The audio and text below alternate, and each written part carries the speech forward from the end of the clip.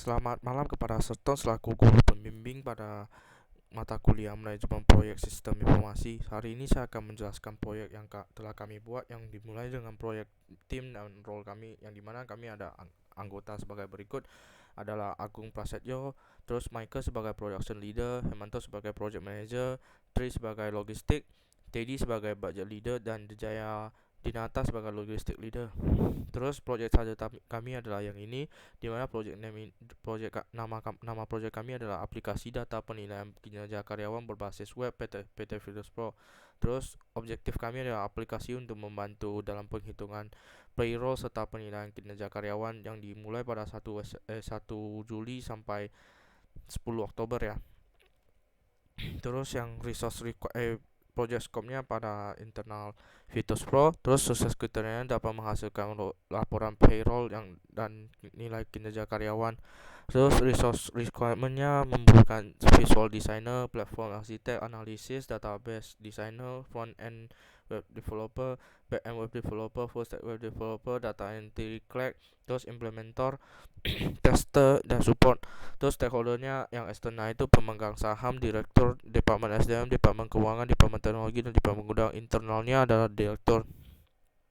Project source, project yang akan dibuat adalah pada kali ini adalah sebuah website yang untuk membantu pengelolaan data karyawan di perusahaan, di mana website tersebut terdapat fitur ke data karyawan, presentasi data kehadiran karyawan, data masing-masing gaji karyawan, penilaian performa karyawan, pengumuman perusahaan, data perusahaan, dan cadangan data. Sistem dirancang akan dipakai oleh HR, accounting, manager, dan manajer masing-masing departemen serta direktur. Pada sistem ini, HR selain mencek presensi data keharian, HR juga bisa mengetahui nilai performa seorang karyawan, apakah karyawan tersebut bagus atau buruk.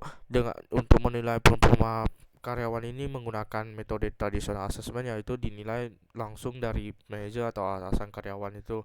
Jadi dari kategori sistem penilaian tersebut, HR dapat mempertimbangkan bahwa karyawan tersebut yang kategori buruk masih bagus untuk dipertahankan di perusahaan, dan karyawan yang yang kategori baik mendapatkan pertimbangan kenaikan gaji. Jika HR mengajukan pecat karyawan ataupun naik gaji karyawan, maka dari pihak direktur akan melakukan approval dan mempertimbangkan dari laporan yang telah disampaikan oleh pihak manajer. Jadi accounting juga bisa melakukan pembayaran gaji, melakukan laporan payroll yang sudah dibuat pada HR. Jadi siapa yang akan menggunakan project ini? Ada HR, department manager, operational manager atau direktur, terus accounting manager. Proyek yang whose job will affect. Terus yang bakal efek itu ada HR, accounting manager, operational manager, dan direktur. Siapa yang akan akses tentang proses research ini? Ada direktur. Terus departemen apa yang bekerja pada implementasi ini? Ada HR dan accounting. Terus siapa yang authority tentang project ini dan outcome-nya? Terus adalah PM, development team, dan direktur. Terus siapa yang akan menentukan project ini berhasil atau enggak? Ada development team dan direktur. Selanjutnya ada project scope, yaitu web package yang dimulai dari pengumpulan data, analisis, perancangan, pengembangan, dan pengujian, implementasi, dan training support. Di mana pengumpulan data ini digunakan dengan cara wawancara dan informasi agar dengan tujuan dari pelaksanaan tahap ini agar mendapatkan informasi dan serta mengetahui kebutuhan dari perusahaan dan sistem yang dibutuhkan. Selanjutnya analisis itu dibagi jadi dua. Yang pertama analisa kebutuhan penggunaan, yang kedua analisa kebutuhan. Yang pertama itu adalah analisa yang bertujuan untuk mengetahui kebutuhan penggunaan yang dikategorikan dalam tiap peran di perusahaan. Yang kedua analisa kebutuhan, yang dimana analisa ini bertujuan untuk mengidentifikasi dan mendalami masalah yang sedang dialami oleh perusahaan dan apa yang dibutuhkan oleh sistem baru. Jadi analisa kebutuhan akan dirancang dalam bentuk use case diagram. Jadi yang ketiga ada perancangan, yang dimana berdasarkan analisa tersebut dia akan membuka sebuah database yang berrelasi yang akan dipakai untuk membuat proyek. Selanjutnya ada pengembangan, yang dimana penulis akan membangun front end dan back end website sesuai dengan rancangan pada tahap sebelumnya. Terus pengujian, dimana tahap ini penulis akan melakukan testing atau dengan menggunakan diagram whiteboard untuk memastikan apakah website tersebut berjalan dengan lancar sesuai dengan desain yang dibutuhkan. Yang selanjutnya ada implementasi, di mana tahap implementasi penulis melakukan penerapan secara online supaya sistem aplikasi web yang dirancang dapat dipergunakan. Yang selanjutnya ada training user support, yang dimana penulis akan membuat video atau melakukan penjawalan pelatihan bagi pengguna yang dengan dipandu secara langsung oleh instruktur pelatihan dalam penggunaan sistem baru. Ini ada work breakdown sistemnya, yang dimana contoh saya ambil salah satu contoh aja, dimana pengumpulan data ada listing data yang akan dipakai, terus analisis itu ada menganalisis workflow sistem sedang dipakai berdasarkan data yang terkumpul, terus perancangan ini ada contoh desain front end dan back end, terus pengembangan ada front end development dan back end development, pengujian itu ada mengumpulkan data atau melakukan acceptance testing, terus implementasi itu adalah melakukan testing kembali, terus membuat dokumentasi program, terus dari support itu menyusun jadwal untuk pelatihan gitu. Jadi yang dari nomor pertama pengumpulan data itu ada 10 kan, yang dimana listing data yang dipakai itu yang akan dipakai itu 1 PM, 1 data analisis, formulasi pertanyaan interview, 1 analisis, formulasi dokumen yang diminta, 1 analisis, penjawalan pengumpulan data itu 1 project manager, mengontak narasumber dan membuat janji interview sesuai jadwal itu 1 project manager, interview 2 analisis, dokumen interview 1 analisis, pengambilan dokumen primer 1 project manager, scan dokumen primer dan recording itu 1 analisis, pengembalian dokumen primer itu 1 project manager. Terus yang kedua itu ada 3, yang analisis ada 3, yaitu menganalisis workflow sistem yang sedang dipakai berdasarkan data yang terkumpul menggunakan 1 sistem analisis, 1 full stack development. Terus 1 menganalisis masalah yang dihadapi kebutuhan pengguna menggunakan 1 production manager, 1 analisis, 1 full stack developer. Terus yang terakhir itu ada menganalisis fitur yang diperlukan dalam sistem baru sesuai dengan kebutuhan sistem perusahaan, 1 analisis, 1 full stack dan 1 department manager. Perancangan itu ada 4. Yang pertama menyusun database dari sistem baru beserta relasi dengan menggunakan 1 database designer, membuat diagram konteks, 1 platform arsitek, desain front end, 1 visual designer, 1 full stack developer, desain back end itu development team yang terdapatnya 1 full stack developer, 1 front end, 1 back end developer.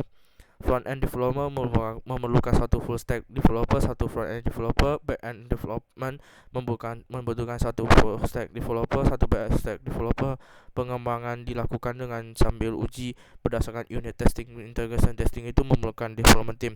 Pengujian melakukan sistem testing, 1 tester. Mengfinalisasi versi pengembangan dari sistem itu 1 development team. Melakukan pengumpulan data, ada 1 data entry clerk. Terus melakukan acceptance testing itu development team. Terus yang keenam itu ada melakukan hosting terhadap sistem sesuai permintaan klien itu 1 implementator, melakukan testing kembali 1 tester, terus 1 membuat dokumentasi itu 1 trainer, terus memberikan semua informasi instansi kepada pihak pengurus dari klien 1 project manager. Training user support itu ada 3, yang ini ada yang terakhir, di mana menyusun jadwal dengan klien itu ada 1 project manager. Yang kedua memberikan pelatihan itu membutuhkan 2 support, terus menyediakan user support dalam jangka waktu tertentu itu dengan kontak membutuhkan 1 project manager.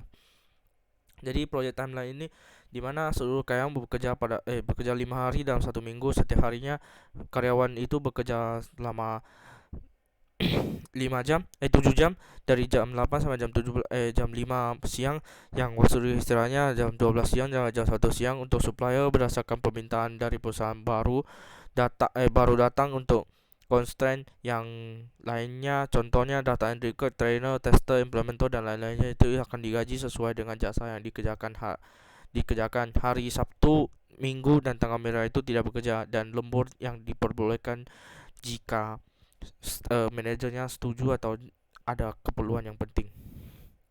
Berikut ada duration sequence-nya, yang dimana dalam pengumpulan data ini kami menggunakan waktu selama 12 hari dari tanggal 1 sampai tanggal 16 Juli. Yang kedua analisis, yang dimana kami menggunakan 10 hari dari tanggal 19 Juli sampai 30 Juli. Yang ketiga perancangannya kami menggunakan total 14 hari dari tanggal 26 Juli sampai 12 Agustus. Terus pengembangannya kami agak lama sedikit dari tanggal 10 sampai 6 Agustus, totalnya 20 hari. Terus pengujiannya kami selama 15 hari dari tanggal 16 Agustus sampai 3 September. Terus implementasinya itu dari tanggal 1 September sampai 15 September selama 11 hari. Terus train user supportnya agak lama selama 31 hari dari tanggal 17 September sampai 29 Oktober. Itu untuk training dan user support. Selanjutnya critical path analysis ini telah digunakan total durasi 113 hari kerja. Dan berikut adalah critical path dari relasi pelaksanaan proyek timeline, di mana critical path ini ditandai dengan panah merah atau disebut dengan checkpoint milestone. Dalam proyek ini dibagi dari 3 bagian, 35%, 80%, dan 100%. Pada milestone pertama 35% itu ketika selesai pekerjaan tahap perancangan. Yang kedua itu secara pencapaian 80% itu ketika penyerahan informasi esensi sistem kepada klien. Yang ketiga untuk 100% itu untuk mencapai 100% itu ketika selesainya kegiatan penyediaan user support sesuai dengan kontrak. Ini adalah gambar itu ketika path-nya ya, bisa yang ini secara tertulis dan ini secara lihat gambar. Selanjutnya adalah project resource, yang dimana yang pertama resource yang paling penting itu adalah sumber daya manusia. Ada project manager sebagai yang bertanggung jawab atas kesuksesan project ini. Terus production manager yang bertanggung jawab memastikan barang dan jasa diproduksi secara spesial. Terus budget leader itu yang menanggung jawab atau menghitung uang untuk budget proyek yang dikerjakan. Logistik yang bertanggung jawab untuk schedule atau penjualan proyek. Data analysis yang memiliki tanggung jawab terkait analisis dan mapping data. Penginput data include yang memiliki tanggung jawab tentang masukkan data ke dalam sistem. Sistem analisis itu memiliki pihak yang memiliki keahlian di bidang analisis kebutuhan sistem sebelum dikembangkan. Database designer itu pihak yang memiliki keahlian dalam membuat susunan database. Terus visual designer itu pihak yang memiliki keahlian dalam menentukan UX UI aplikasi. Front end web developer itu memiliki keahlian menentukan struktur dari halaman website dan memaksikan UX. Sedangkan back end web developer itu pihak yang memiliki keahlian dalam merancang struktur model dan mengembangkan kode pengolahan untuk aplikasi. Jadi sedangkan full stack dari web developer itu adalah penggabungan dari peran front end web developer dan back end developer untuk mendukung kinerja pihak front end dan back end. Tester itu adalah satu orang yang pihak yang memiliki keahlian di bidang testing aplikasi. Support itu pihak yang memiliki mengenai maintenance aplikasi. Implementer itu yang bertugas untuk melakukan hosting sesuai permintaan customer.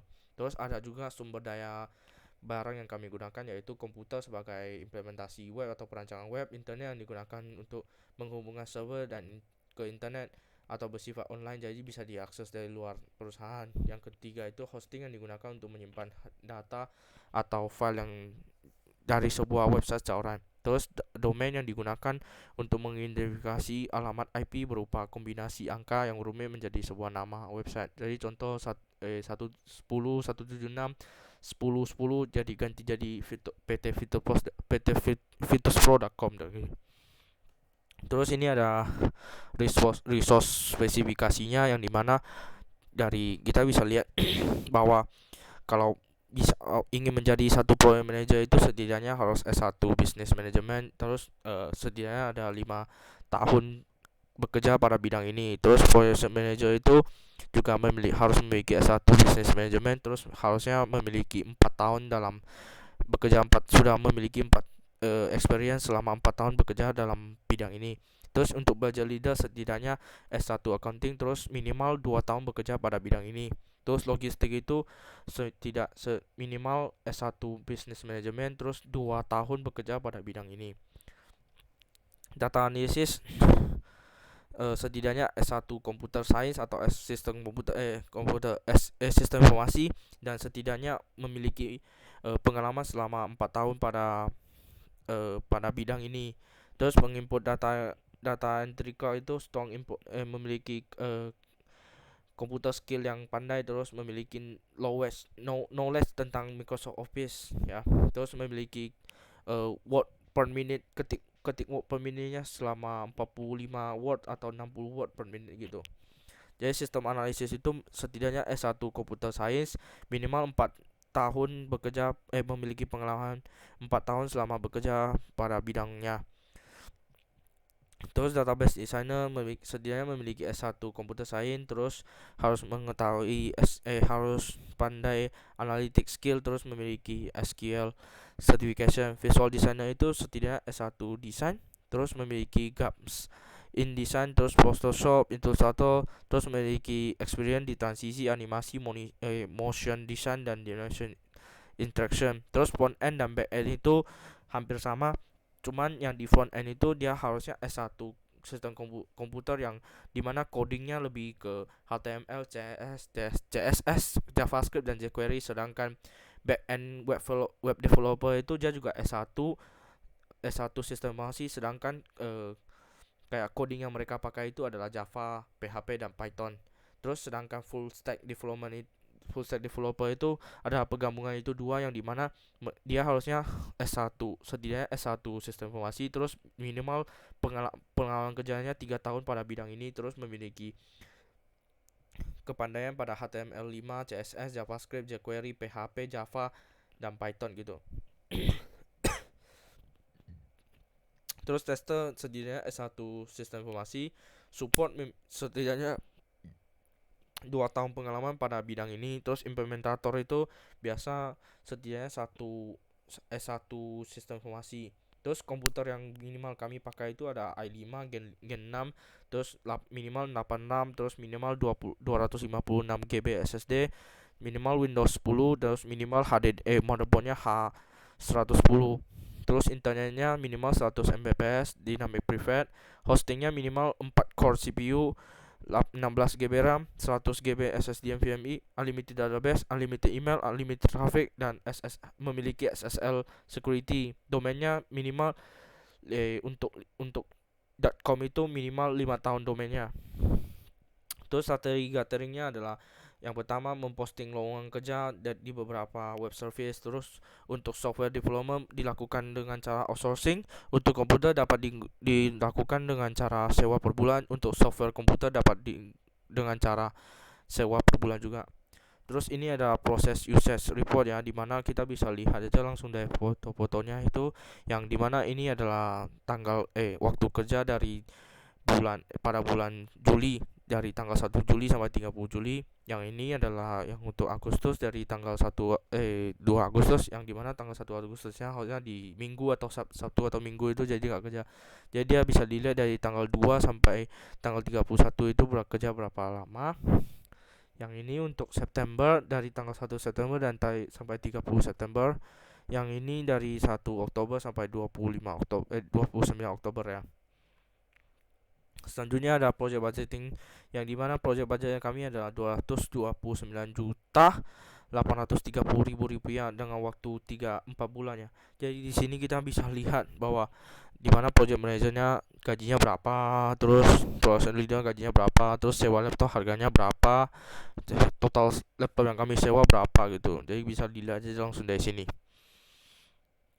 Terus ini adalah project budgeting, dimana dari project-project itu contoh pengumpulan data itu kami harganya berapa, estimasi budgetnya berapa, terus di analisisnya estimasi budgetnya berapa, terus perancangannya estimasinya budgetnya berapa, bisa dilihat dari sini, yang dimana total akhir project budgeting ini adalah 83.050.000. Terus budget usage analysis ini, pendapatan proyek kami adalah 500 juta, gaji staffnya itu 163.950.000 rupiah. Sedangkan biaya komputer itu 30.800.000 rupiah. 800.000 rupiah. Biaya internet itu adalah 1.050.000. Biaya air dan listrik itu 4.400.000 rupiah. Biaya hosting dan domain itu 700.000 rupiah. Terus total bebannya ada 207.900.000 rupiah, yang dimana laba yang kami dapat adalah 292.100.000 rupiah. Jadi milestone yang budget realisasi costnya adalah dua. Yang pertama milestone pertama, yang kedua milestone kedua, yang dimana total persentage yang pertama itu 40%, yang kedua itu 60%, yang dimana alokasi dananya kita lihat, yang pertama itu 100 juta, yang kedua itu 300 juta, yang dimana aktual cost pertama itu 73 juta di bawah budget ya. Yang kedua itu 219 juta 100 ribu rupiah, yang dimana merupakan under budget juga di bawah budget 300 juta ya. Selanjutnya adalah stakeholder definition. Jadi memiliki stakeholder definitionnya, yang dimana business order itu untuk menyetujui proses bisnis, terus sekretaris perusahaan untuk mengetahui informasi pengembangan proyek, manajemen proyek itu memberikan informasi proses bisnis, user itu memberikan informasi proses dan menjadi pengguna sistem setelah sistem selesai diimplementasikan, project manager itu menyelesaikan dan melakukan pengawasan terhadap proyek yang akan diimplementasi. Sistem analisis itu adalah seluruh kebutuhan sistem diidentifikasi dengan jelas. Programmer itu sukses mengembangkan website sesuai dengan kebutuhan. Terus penguji atau tester itu adalah pengujian aplikasi sukses dan didokumentasi dengan lengkap dan jelas. Pengumpulan data yang itu ada seluruh data yang berhasil diinput. Terus kepala divisi proses bisnisnya adalah tujuannya adalah menyetujui proses bisnis sebelum didesainnya. Terus internal konsultan itu ada kegiatan proyek sesuai dengan strategi terus ada suppliernya adalah memberikan informasi terkait pelaksanaan supplier. Key user adalah memberikan informasi proses bisnis dan menjadi key user saat sistem selesai diimplementasikan. Ini adalah gambar power interest matrix kami. Ini ada raci kami sesuai dengan stakeholdernya, yang dimana contoh business ownernya pasti semua A gitu. Terus ini adalah ada 13, jadi total 13 stakeholder dan kami buatnya juga 13. Selanjutnya ada project communication strategi, di mana communication constraint dan rules ini untuk membuat project ini kami menggunakan MS Planner untuk mengetahui proses project dan juga perencanaan estimasi target yang dicapai agar para stakeholder dapat mengetahui proses project kami. Untuk komunikasinya, kami menggunakan MS Teams sebagai meeting online. Jadi kami dengan stakeholder itu juga menggunakan Outlook sebagai email juga. Untuk menerapkan tujuan dari meeting kami selalu membuat minute of meeting setelah meeting selesai. Ini ada communication load-nya, yang dimana pada pengumpulan data itu dari tanggal 1 Juli sampai 16 Juli. Alasan mempermudah merancang sebuah proyek tujuannya untuk mengetahui masalah yang sedang dihadapi. Terus yang penentuan jadwal pada tanggal 1 Juli sampai 2 Juli itu untuk memastikan proyek sesuai pada waktu yang dijanjikan. Pada tanggal 19 Juli sampai 30 Juli itu adalah analisis kebutuhan, tujuannya untuk menyelesaikan masalah yang dihadapi perusahaan. Terus yang tanggal 26 sampai tanggal 12 itu desain sistem, yang tujuannya membangun sistem sesuai fitur yang telah dibahas. Yang selanjutnya tanggal 10 Agustus sampai tanggal 16 September itu ada pembuatan sistem, di mana alasannya ada perancangan database sesuai kebutuhan sistem. Jadi tanggal 16 Agustus sampai tanggal 3 September itu untuk pengujian sistem, yang dimana tujuannya memastikan sistem yang dirancang dapat berjalan dengan lancar. Selanjutnya 1 September sampai 5 September kami melaksanakan implementasi sistem, yang tujuannya sistem tersebut bisa dipakai oleh perusahaan. Terus pada tanggal 17 Oktober sampai 29 Oktober itu ada training, yang dimana tujuannya adalah biar perusahaan bisa menguasai pemakaian sistem yang telah dirancang tersebut. Ini ada change request dan confirmation yang dilakukan oleh pada itu kami, yang dimana ada 3. Yang pertama pada tanggal 16 Agustus yang dilakukan oleh manager proyek, yang dia mau change itu adalah reporting dibagi menjadi 2. Yang satu hanya labor manager bisa melihat gaji, terus yang satu lagi hanya bisa melihat kehadiran jam-jam kerja saja. Terus ini diganti di-approve pada tanggal 17, diganti pada tanggal 20. Selanjutnya ada tanggal 18 yang di-request juga dari manajer proyek dengan alasan dengan masalah modul pengumuman dilimitasi terkait perusahaan. Labor tinggi dari semua karyawan bisa dapat diganti menjadi hanya labor manajerial saja, dan untuk informasi general bisa ke semua karyawan. Di-approve pada tanggal 18 Agustus dan diganti pada tanggal 23 Agustus. Selanjutnya ditemukan pada tanggal 26 Agustus manajer proyek juga yang dia change purpose-nya adalah modul akses user. Jika terdapat penambahan modul maka harus di-approve oleh manager dan diketahui oleh divisi manager, baru bisa diakses. Approve by kepala divisi, terus approve date-nya tanggal 31 Agustus, terus change date-nya itu 2 September. Selanjutnya ada project procurement, di mana yang pertama itu strateginya, jika membeli barang atau jasa di bawah 10 juta itu maka pembayaran itu dilakukan secara cash, tapi harus ada tanda tangan direktur keuangan. Jadi tapi jika di atas 50 juta maka dilakukan secara kredit, tapi tetap juga harus melakukan adanya tanda tangan direktur. Jadi terminal bayarnya minimal 3 hari, jika yang 50 juta itu terminal bayarnya minimal 90 hari dan wajib ditandatangani oleh direktur keuangan. Jadi ini ada project procurement list, yang dimana laptop 14, wifi 1, GitHub 1, Photoshop 1, Corolla 1, domain 1, hosting 1, browser premium 14, keyboard 14, mouse 14, terus FS premium atau Visual Studio premium itu ada 1.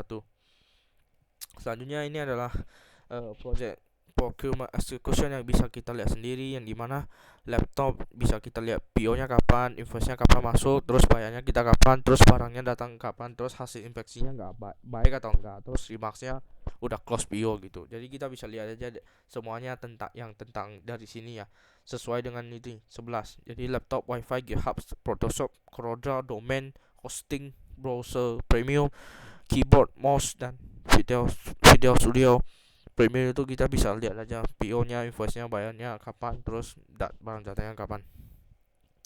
Selanjutnya adalah project quality, adalah quality constant, yang dimana ada 3 indikator ya yang kami cek ya, dimana untuk mengetahui penyelesaian project sesuai dengan waktu yang ditentukan pada project peserta, penentuan passing grade-nya 90 dengan cara hitung persen, terus passing grade-nya 85%. Terus budget tidak melebihi, yang kedua budget tidak melebihi dari yang ditentukan pada proyek saja. Penentuan passing grade-nya rupiah, passing grade-nya 400 juta ribu rupiah. Yang kedua, yang terakhir itu ada kepuasan penggunaan tentang aplikasi yang dibuat. Penentuan passing grade-nya hitung poin dari poin 1 sampai poin 5. Jadi passing grade-nya minimal poinnya harus 4. Ini adalah quality assessment. Quality assessment itu adalah pasal-pasal, jadi hukum-hukum yang berasal dari pihak satu dan pihak kedua. Yang pihak satu itu ada pihak kedua itu ada pembuat project, terus pihak pertama itu ada pemberi project atau direktur gitu. Jadi ada pasal 1 yang dimana pasal 1 itu tentang tugas dan pekerjaan. Pasal 2 itu ada total 8 ayat tentang hak dan kewajiban pihak kedua. Ini ada ayat sisa yang dari pasal kedua itu. Terus pasal ketiga itu hak dan kewajiban pihak pertama. Pasal keempat itu jangka waktu kerja. Pasal 5 itu sistem pembayaran gaji. Jadi sistem pembayaran gaji ini kami ada 2 ya. Yang pertama pembayaran uang muka, dan kedua pembayaran termin. Yang dimana pertama itu 60%, yang kedua itu 40%. Terus yang pertama itu dibayar pada tanggal 1 sebelum proyek mulai. Terus yang kedua itu pada tanggal 27 September setelah proyek telah diimplementasikan.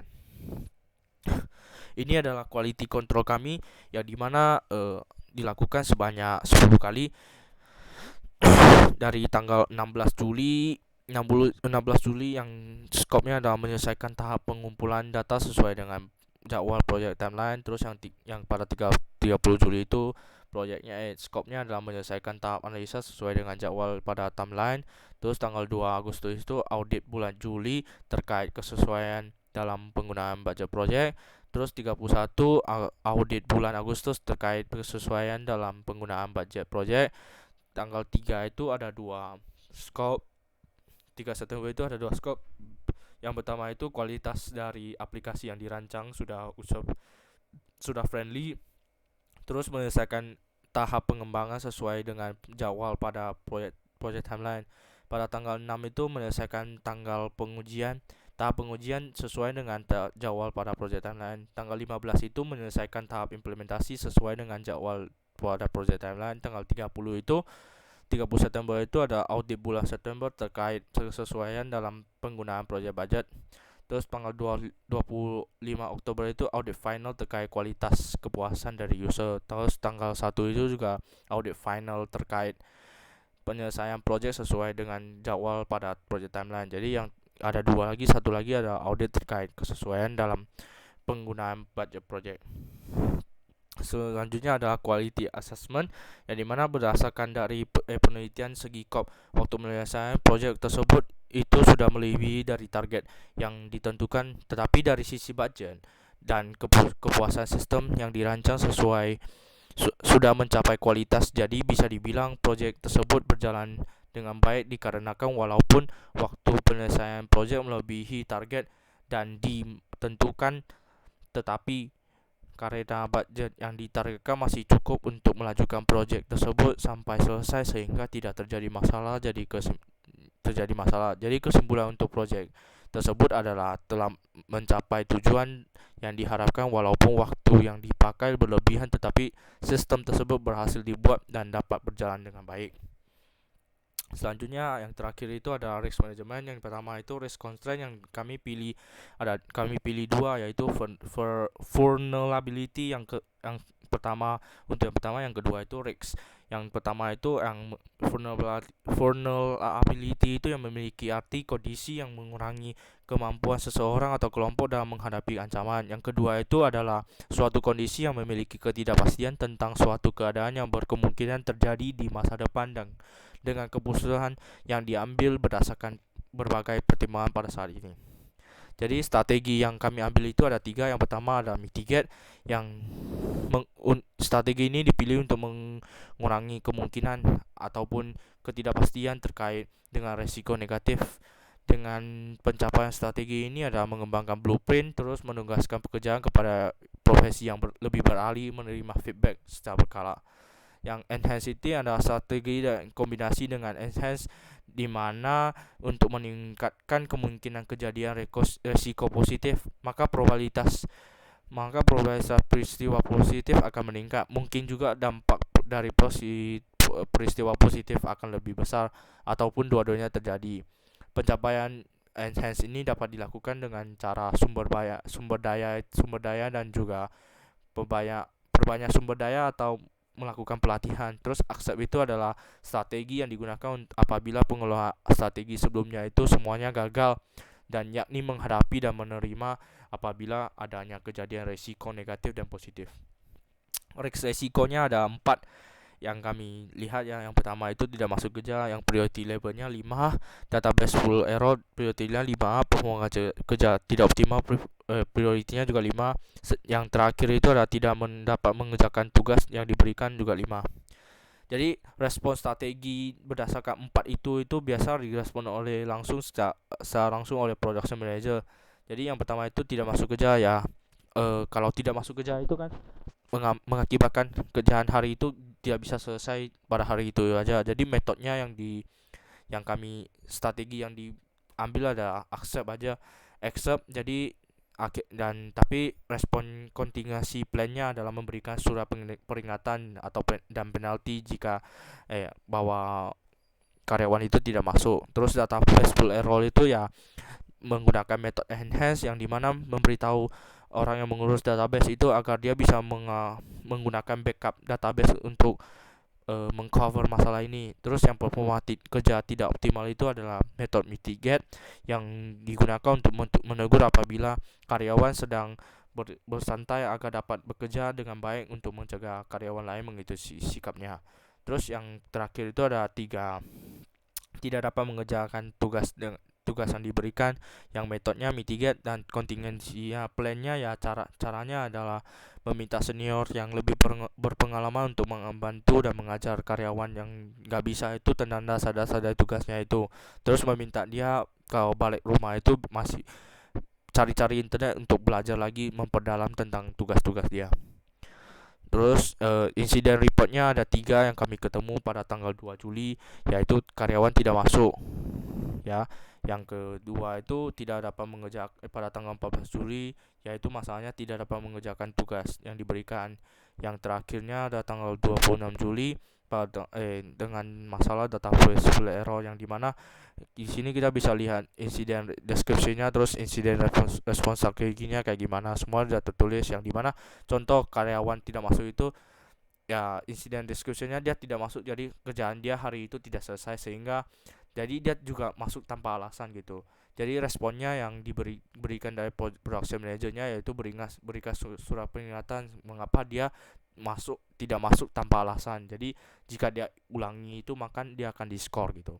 Yang selanjutnya ada tidak mengerjakan tugas. Jadi contohnya mungkin orang itu mungkin lagi santai-santai atau gimana. Jadi atau dia memang tidak bisa atau gimana gitu. Jadi dia tidak mengerti alur pengerjaannya, jadi meminta senior leader yang lebih berpengalaman itu memberikan tujukan dan menjelaskan dari awal alur pengerjaannya. Terus yang ketiga itu database full error itu terjadi karena ketika seorang karyawan itu ingin menggunakan database itu, nyatanya database itu sedang down gitu. Nyatanya bilangnya sih sedang down, nyatanya itu masalahnya itu adalah database-nya udah full gitu. Jadi segera memberitahu penginput data in record itu atau mengurusnya itu agar diganti dulu dengan database backup itu, jadi agar orang lain bisa bekerja gitu. Jadi jangan sangkut di sana. Jadi sekian dari presentasi saya tentang proyek kami yang telah kami buat ini. Sekian dan terima kasih.